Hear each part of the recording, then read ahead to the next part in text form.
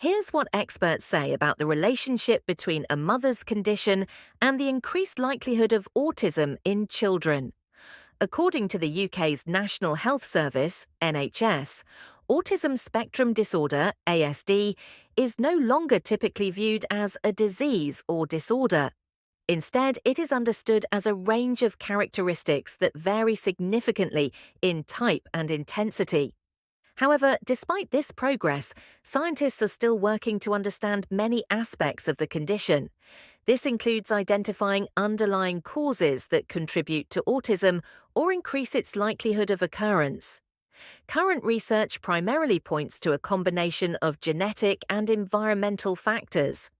One of these variables, which has been the focus of extensive studies in both animal models and humans, is illnesses like influenza experienced during pregnancy.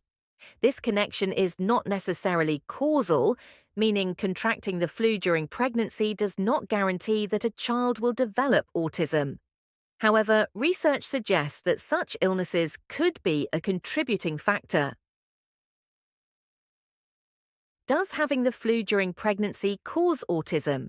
Dr. Ian Lipkin, director of the Center for Infection and Immunity at Columbia University, told Euronews Health, "Our studies show that women who experience febrile episodes have high antibody titers against herpes, simplex type 2, report having had influenza or have documented influenza cases are at a higher risk of having children later diagnosed with ASD." Lipkin is the senior author of a study investigating the potential link between having the flu during pregnancy and the risk of autism in children.